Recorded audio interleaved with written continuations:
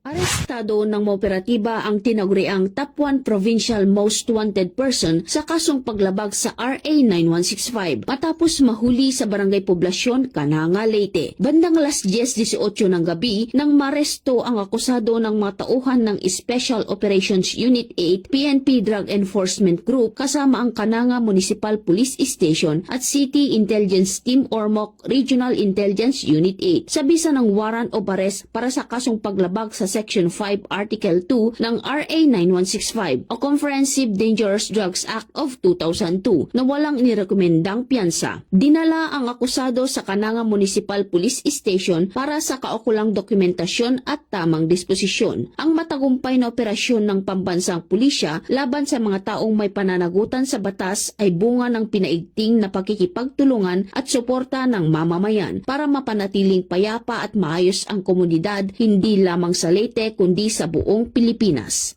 Mula dito sa Eastern Visayas, ako ang inyong PNN correspondent, Patrolwoman Palafox, alagad ng batas, tagataguyod ng Balitang Pulis.